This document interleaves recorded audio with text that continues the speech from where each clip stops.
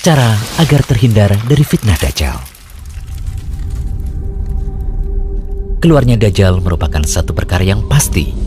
Dajjal akan berusaha menyesatkan manusia dari jalan Allah Subhanahu wa Ta'ala, sehingga orang yang beriman semestinya mengetahui sifat serta fitnah-fitnah Dajjal agar terhindar dari kesesatannya. Pengetahuan tentang kiat agar kita terlindungi dari fitnah Dajjal sangatlah penting, karena kita semua menyadari bahwa saat ini kita hidup di akhir zaman. Siapa saja yang nanti akan bertemu Dajjal, bisa saja ia akan terpedaya oleh fitnahnya dan menjadi pengikutnya. Nabi SAW telah menunjuki pada umatnya mengenai apa saja kiat untuk membentengi diri dari fitnah Dajjal. Beliau telah meninggalkan umatnya dengan penjelasan yang amat jelas, karena fitnah yang satu ini adalah sebesar-besarnya fitnah yang ada hingga akhir zaman. Bahkan setiap Nabi selalu memperingatkan dari fitnah ini, terkhusus Nabi Muhammad SAW sebagai penutup para Nabi. Melanjutkan pembahasan serial Dajjal sebelumnya, berikut kami ulas cara untuk menghindari fitnah Dajjal. Pertama, berpegang teguh dengan ajaran Islam. Modal utama untuk menghadapi fitnah Dajjal adalah dengan mengenal ajaran Islam dengan benar, terutama lebih mendalami nama dan sifat Allah. Karena dengan mengetahui hal ini, seseorang pasti tidak akan tertipu dengan tipu muslihat Dajjal. Dajjal itu manusia biasa yang butuh makan dan minum, sedangkan Allah tidak demikian. Dajjal itu buta, sedangkan Allah tidak. Tidak ada seorang pun yang dapat melihat Allah di dunia sampai ia mati. Adapun Dajjal bisa dilihat oleh manusia, baik yang mukmin maupun yang kafir. Oleh karena itu, ini merupakan isyarat akan pentingnya iman, apalagi dengan mengenal serta memahami nama dan sifat Allah. Mengenai hal ini, kita dapat melihat pada kisah yang disebutkan dalam hadis Abu Sa'id Al-Khudri berikut ini. Dajjal muncul, lalu seseorang dari kalangan kaum mukminin menuju ke arahnya. Lalu bala tentara Dajjal yang bersenjata menemuinya. Mereka bertanya, "Mau kemana kamu?" Mukmin itu menjawab, "Hendak ke orang yang muncul itu." Mereka bertanya lagi, "Apa kamu tidak beriman kepada Tuhan kami?" Mukmin itu menjawab, "Rob kami tidaklah samar." Mereka berkata, "Bunuh dia." Lalu mereka saling berkata satu sama lain, "Bukankah Tuhan kita melarang untuk membunuh seseorang tanpa perintahnya?" Mereka membawanya menuju Dajjal. Saat orang mukmin melihatnya, ia berkata, "Wahai sekalian manusia, inilah Dajjal yang disebut oleh Rasulullah SAW." Lalu Dajjal memerintahkan orang itu untuk dibelah. Ia berkata, "Ambil dan belahlah dia." Lalu punggung dan perutnya pun dipenuhi pukulan. Kemudian Dajjal bertanya, "Apa kamu tidak beriman kepadaku?" Mukmin itu menjawab, "Kamu adalah Al-Masih, pendusta." Lalu Dajjal memerintahkannya untuk digergaji dari ujung kepala hingga pertengahan antara kedua kaki. Kemudian Dajjal berjalan di antara dua potongan tubuh itu, lalu berkata, "Berdirilah." Tubuh itu pun berdiri. Selanjutnya Dajjal bertanya kembali kepadanya, "Apa kamu beriman kepadaku?" Ia menjawab,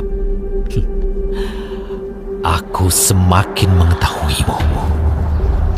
Kemudian orang mukmin itu berkata, "Wahai sekalian manusia, sesungguhnya Dajjal tidak akan bisa berbuat seperti ini lagi kepada siapapun setelah aku." Lalu Dajjal mengambilnya untuk disembelih. Tetapi Allah menjadikan anggota badan yang berada di antara leher dan tulang belakang itu seperti tembaga atau perak, sehingga Dajjal tidak mampu membunuhnya. Kemudian Dajjal memegang kedua tangan dan kakinya, lalu dilemparkan. Orang-orang mengiranya dilemparkan ke neraka, tetapi sesungguhnya ia dilemparkan ke surga. Setelah itu Rasulullah SAW bersabda, "Dia adalah manusia yang kesaksiannya paling agung di sisi Rabb seluruh alam." وحسنت مرتفقا. Kedua, berlindung pada Allah dari fitnah Dajjal, terkhusus dalam sholat. Dari Abu Hurairah radhiyallahu anhu, Rasulullah SAW bersabda, jika salah seorang di antara kalian melakukan tasyahud, mintalah perlindungan pada Allah dari 4 perkara. Allahumma inni a'udzubika min adzabi jahannam wa min adzabil qabr wa min fitnatil mahya wal mamat wa min syarri fitnatil masihid dajjal. Ya Allah, aku meminta perlindungan padamu dari siksa jahanam, dari siksa kubur, dari fitnah hidup dan mati, dan dari kejelekan fitnah Al-Masih Ad-Dajjal. Alhamdulillahilladzi anzala ala abdihil kitab wa lam yaj'al lahu 'iwaja. Ketiga, menghafal surat Al-Kahfi. Nabi SAW telah memerintahkan untuk membaca awal-awal surat Al-Kahfi agar terlindungi dari fitnah Dajjal. Dalam riwayat lain disebutkan akhir-akhir surat Al-Kahfi yang dibaca. Intinya surat Al-Kahfi yang dibaca bisa awal atau akhir surah. Dan tentu yang lebih sempurna adalah menghafal seluruh ayat dari surah tersebut. Dari Abu Darda, ia berkata bahwa Nabi SAW bersabda, barang siapa menghafal 10 ayat pertama dari surat Al-Kahfi, maka ia akan terlindungi dari fitnah Dajjal. Hadis riwayat Muslim.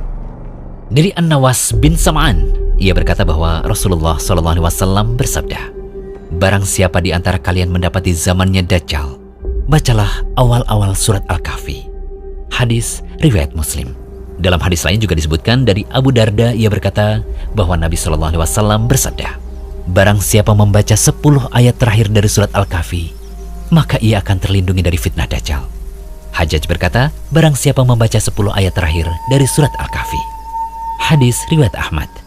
Syekh Shu'aib Al-Arnaud mengatakan bahwa hadis ini sahih. Imam Nawawi rahimahullah berkata, kenapa yang dianjurkan untuk dibaca adalah surat Al-Kahfi? Karena di awal surah tersebut terdapat ayat-ayat yang menakjubkan.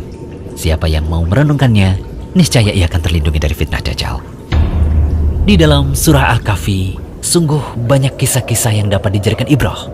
Mulai dari kisah penghuni gua, kisah Musa dan Khidir, dan kisah Dzulqarnain, juga terdapat penetapan hari kebangkitan.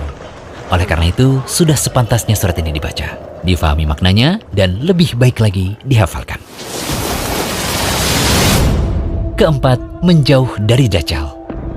Saat Dajjal keluar, jangan sesekali mencoba mendekat. Meski kita memandang ilmu dan iman sudah dirasa cukup.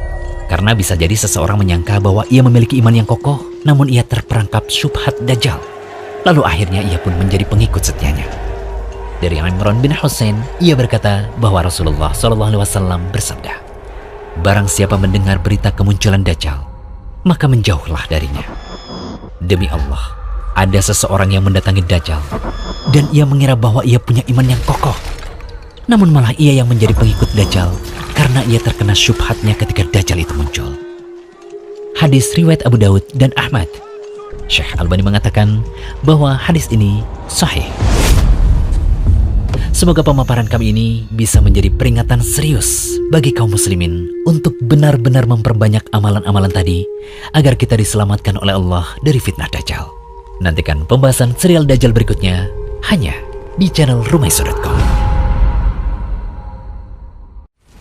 Jangan lupa kunjungi Rumaiso.com. Update setiap hari, insya Allah.